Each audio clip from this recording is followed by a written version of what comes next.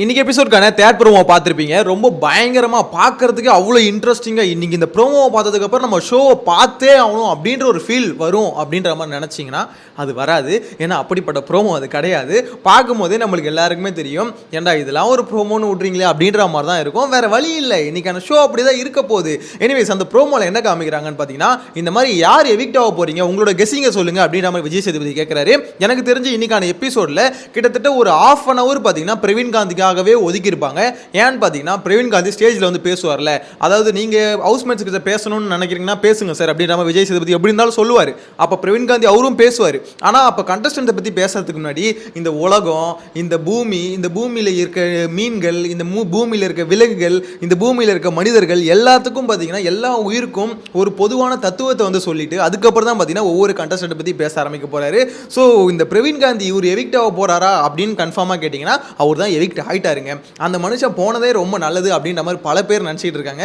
ஆனால் சில பேர் என்ன சொல்கிறாங்க, அவருக்கு பதிலாக கலையரசன் போயிருக்கலாம், ஏன்னா இவராவது பரவாயில்ல, அட்லீஸ்ட் ஏதாவது ஒரு பூமர் தத்துவமாவது சொல்லிட்டு இருப்பாரு. ஆனால் அந்த கலையரசன் இருக்காப்புல, அந்த பயபுல அதை கூட சொல்லுங்க, ஏங்க கலையரசன் வைக்கிறாங்க அப்படின்ற மாதிரி கோரிக்கைகளும் வந்துட்டு இருக்கு. ஆனால் இப்போதைக்கு வந்திருக்கு நியூஸ் என்னன்னு பார்த்தீங்கன்னா பிரவீன் காந்தி தான் எவிக்ட் ஆயிருக்காரு அப்படின்ற அப்டேட் தான் வருது. ஸோ என்ன பொறுத்த வரைக்கும் பிரவீன் காந்தி அவர் போகிறது நல்லது அப்படின்ற மாதிரி தான் தோணுது. யாருக்குன்னு கேட்டிங்கன்னா அவருக்கு, அதாவது அவர் உள்ளே இருந்தாருன்னு வச்சுக்கோங்களேன், இன்னும் கொஞ்சம் ஹேட் ரேட் வந்துக்கிட்டே இருக்கும். அது மட்டும் இல்லாமல் அவர்கிட்ட ஒரு பெரிய பிரச்சனை இருக்குது. என்ன தெரியுமா, அவர் வந்து நிறைய லூஸ் டாக் விட்டுட்டு இருக்காரு. அதாவது என்ன சொல்கிறேன்னா, பொம்பளைங்களாம் இருக்க சொல்ல, அதாவது ஆம்பளைங்க இருக்க சொல்ல எதுக்கு பொம்பளைங்களை வேலை வாங்கணும் அப்படின்ற மாதிரிலாம் கேட்குறாரு. ஸோ இந்த பூமர் அங்கிள் வந்து நேற்று விஜய் சேதுபதி பேசும்போதே இதே மாதிரி தான் பேசினார். அப்பயும் எனக்கு தோணுச்சு, எதுக்கு இந்த மனுஷன் இப்படி பேசுகிறாரு, இவர் பேசுறது ஏதோ ஒன்று சரியில்லையே, எப்படி இவ்வளோ பெரிய ஷோவில் வந்து பார்த்தீங்கன்னா பொம்பளைங்க ஆம்பளைங்க இப்படின்ற மாதிரி பேசுறதுலாம் தப்பாக இருக்குது. விஜய் சேதுபதி நேற்று கண்ட்ரோல் பண்ணுறாரு. சார் இது டிபேட் ஷோ இல்லை சார், அவர் வந்து நியூஸ் சேனலில் போய் இந்த டிபேட்டில் கலந்து பேசி அவர் என்ன ஆயிடுச்சு, அந்த மாதிரியே ஒரு மைண்ட் செட்டில் வந்துட்டார். சார் ஒரு நிமிஷம் நான் பேசிக்கிறேன் சார், ஒரு நிமிஷம் நான் பேசி முடிச்சிடறேன் சார், நான் பேசி முடிச்ச பேர் எனக்கு அது பார்க்கும்போது செத்தாரா விஜய் சேதுபதி அப்படின்ற மாதிரி தான் இருந்தது. ஏன்னா அந்த அளவுக்கு பார்த்தீங்கன்னா பிரவீன் காந்தி இருக்கார்ல, அவருக்கு வந்து இது என்ன மாதிரியான ஷோ அப்படின்ற கான்செப்ட் சுத்தமாக புரியல. இங்கே வந்து பார்த்தீங்கன்னா ஷார்ட் அண்ட் ஸ்வீட்டாக பேசணும், டக்குன்னு நம்ம சொல்ல வேண்டிய பாயிண்ட்டை சொல்லிட்டு உட்காந்துடணும். ஆனால் அவர் வந்து பார்த்தீங்கன்னா டிபேட் ஷோ மாதிரி ஏதோ பேசணும் அப்படின்ற மாதிரி நினைக்கிறாரு. ஆனால் விஜய் சேதுபதி நேற்று பார்த்தீங்கன்னா அதை ஆஃப் பண்ணி உட்கார வச்சாரு. இன்னும் கொஞ்சம் நேரம் அவரை பேச விட்டுருந்தாருன்னு வச்சுக்கோங்களேன், எப்படி பார்த்தாலும் ஒரு 10 நிமிஷம் பேசியிருப்பாரு. ஆல்ரெடி அந்த ஷோவில் நேற்று நடந்த ஒரு 1.5 ஹவரில் ஷோவில் பார்த்தீங்கன்னா என்ன நடந்தது அப்படின்ற மாதிரி யாருக்குமே தெரியல. எவன் என்ன பேசினா, அதுவும் கமருதீன் பார்த்தீங்கன்னா ஒரு 20 நிமிஷம் பேசினாப்ல, அந்த 20 நிமிஷத்துல என்ன பேசினாருன்றது யாருக்குமே புரியல, விஜய் சேதுபதிக்கும் புரியாது. கடைசியில் அவரே காண்டாய் தான், கமருதீன் உட்காரங்க கமருதீன் அப்படின்னு சொன்னார்ல. அது காரணம் என்னன்னா, மனுஷன் பேசுறதுல ஏதாவது ஒரு பாயிண்ட் இருந்தா பரவாயில்ல, நான் இஷ்டத்துக்குன்னு பேசுவேன். அதாவது பிரவீன் காந்தி வந்து பார்த்தீங்கன்னா தத்துவத்தை பேசுவார், இவர் வந்து பார்த்தீங்கன்னா வாய்க்கு வந்ததை பேசுவார் அப்படின்ற மாதிரி தான் ரெண்டு பேரும் மாறி, அதாவது கண்டஸ்டன்ஸ் எல்லாரும் பார்த்தீங்கன்னா ஒருத்தருக்கு ஒருத்தவங்க சலைச்சவங்க இல்லை அப்படின்ற மாதிரி தான் இருக்கு. எனக்கு தெரிஞ்சு விஜய் சேதுபதி வசமாக சிக்கிட்டாரு அப்படின்ற மாதிரி தாங்க தோணுது. இந்த கண்டஸ்டன்ட்லாம் வச்சு இவங்களை எப்படி 106 நாள் கொண்டு போய் மேய்க்க போறோம் நம்ம அப்படின்ற மாதிரி ஒரு பயங்கரமான ஒரு பயணத்தில் அவர் இருக்காரு. இந்த கண்டஸ்டன்ட் டீம் செலக்ட் பண்ணும்போது அவருக்கு இவங்கெல்லாம் வராங்கன்னு தெரியுமா தெரியாதான்னு தெரியல. அட்லீஸ்ட் விஜய் சேதுபதியாக ஸ்டாப் பண்ணிருக்கணும். ஏங்க 1-2 கோளாராக இருந்தால் பரவாயில்லைங்க, இவ்வளோ கண்டஸ்டன்ட் லிஸ்ட் இருக்குது, இதில் பாதிக்கு மேலே கோளாராக இருக்குங்க, எப்படிங்க நான் மேய்க்க போகிறேன் அப்படின்ற மாதிரி அவராவது கொஞ்சம் சொல்லியிருக்கணும். வேணாங்க ப்ளீஸ்ங்க, இவங்கெல்லாம் வேணாங்க, தூக்கி விட்ருங்க அப்படின்ற மாதிரி சொல்லியிருக்கணும். ஆனால் அந்த மனுஷன் கிரியேட்டருக்கு வந்து எப்பவுமே விஜய் சேதுபதி சப்போர்ட் பண்ணுவார். நான் பார்த்துருக்கேன் நிறைய கிரியேட்டருங்க வந்து பார்த்தீங்கன்னா யூடியூபர்ஸ் ஆகட்டும், இன்ஸ்டா இன்ஃப்ளூயன்சர்ஸ் ஆகட்டும், இவங்கெல்லாம் எப்பவுமே அப்ரிஷியேட் பண்ணுவார் உங்களோட கண்டென்ட். நான் பார்க்குறேன் நிறைய செலிபிரிட்டி அதெல்லாம் பண்ண மாட்டாங்க, என்ன பிகு பண்ணுவாங்க இந்த மாதிரி, என்னடா இந்த இருந்தாலும் யூடியூபர் தானே, என்ன இருந்தாலும் இன்ஸ்டா இன்ஃப்ளூயன்சர் தானே, இவங்களுக்குலாம் எதுக்கு மதிப்பு கொடுக்கணும் அப்படின்ற மாதிரி அவங்களோட, அதாவது அவங்ககிட்ட இருக்க ப்ளஸ்ஸாக சொல்ல மாட்டாங்க. ஆனால் விஜய் சேதுபதி அந்த இடத்துல எல்லாருமே பாராட்டலாம். அவருக்கு வந்து ஒரு விஷயம் பிடிச்சிருக்கு, சில கிரியேட்டருங்க பண்ணுறது, அவங்களோட கண்டென்ட்டை பார்க்கும்போது அவர் உண்மையிலே ரசிச்சிருக்காரு அப்படின்னா ஓப்பனாக பாராட்டி தள்ளுவார்.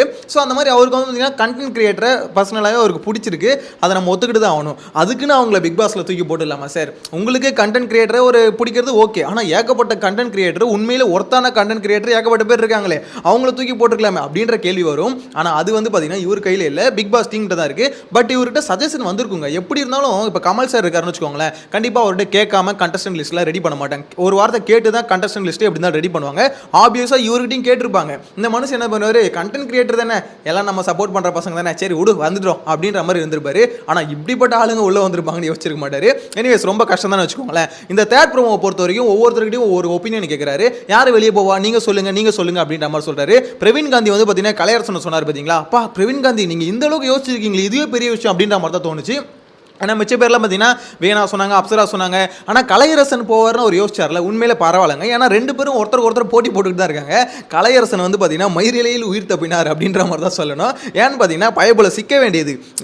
முந்தநேற்று வந்து பார்த்தீங்கன்னா நந்தினி இருக்காங்களே, அவங்க மட்டும் வெளியே போகலன்னு வச்சுக்கோங்களேன், டபுள் எவிக்ஷன் வச்சு கம்பல்சரி தூக்கிட்டு இருப்பாங்க. ஆக்சுவலாக எவிக்ஷன் இருக்காது அப்படின்ற மாதிரி தான் நானும் நினச்சிக்கிட்டு இருந்தேன். ஏன்னா ஆல்ரெடி ஒருத்தவங்க போயிட்டாங்க. ஸோ எவிக்ஷன் இல்லாமல் இந்த வாட்டி பார்த்தீங்கன்னா நோ எவிக்ஷன் அப்படின்ற மாதிரி வச்சிருவானுங்களோ, ஆல்ரெடி இந்த பூமரங்களை திருப்பி உள்ள செட்டில் பண்ணுறவனுங்க ஒரு வாரம் அப்படின்னு நம்ம நினச்சிக்கிட்டு இருந்தேன். மேபி இருந்திருக்கலாம் அப்படி கூட. ஆனால் விஜய் சேதுபதி இந்த சாட்டர்டே எபிசோட் ஷூட் பண்ணியிருப்பாங்களே, அது முடிஞ்சோன்னு போய் சொல்லிட்டு இருப்பாரு, தயவு செஞ்சு இன்னைக்கு நோ எவிக்ஷன் இருந்தால் காடை மாத்திரு, ஒழுங்கா பிரவீன் காந்தின்னு பேர் எழுதிராது, ஓட்டே அந்த அளவுக்கு அதிகமாக இருந்தாலும் பிரவீன் காந்தி எழுதிரு அப்படின்ற மாதிரி சொல்லியிருப்பாரு. ஏன்னா ஒரு ஹோஸ்ட் கிட்ட அப்படி பிஹேவ் பண்ணக்கூடாது. ஆல்ரெடி என்னன்னா ஆதிரை வந்து ஒரு ரெஸ்பெக்ட் கொடுக்க மாட்டேது, அந்த மனுஷன் ரெஸ்பெக்டை கேட்டு வாங்குற நிலைமையில இருக்கு.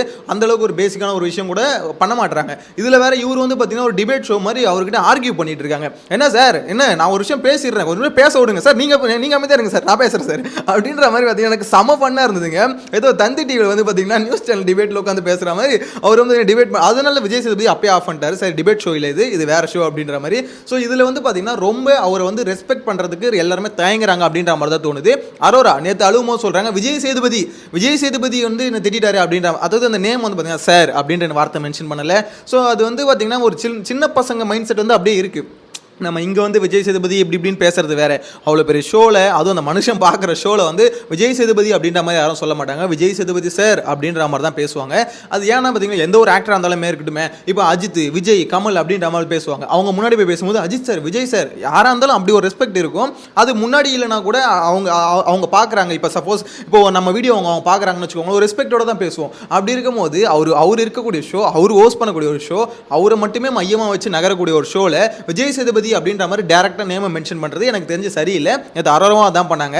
அதனால தான் சொல்றேன், உள்ள இருக்க கண்டஸ்டன்ட் பாதி பேருக்கு மேல என்ன பொறுத்த வரைக்கும் இந்த அண்ணான்னு கூப்பிடுறது அதெல்லாம் விஜய் சேதுபதி கொஞ்சம் கண்ட்ரோல் பண்ணிருக்கலாம். எப்பா நீங்களாம் அப்படிலாம் கூட வேணாம், விட்டா என்ன தரையில போட்டு தேய்ச்சிருவீங்க, ஒழுங்கா சார்னே கூப்பிடுங்க அப்படின்ற மாதிரி சொல்லிட்டு இருக்கலாம்னு நினைக்கிறேன். ஆனா இதை வந்து விஜய் சேதுபதி நிறைய பேர் கிரிட்டிசைஸ் பண்ணிட்டு இருக்காங்க. இந்த எந்திரிச்சு நிக்கிறது வந்து கேட்டு வாங்கினாரு கிரிட்டிசைஸ் பண்றாங்க.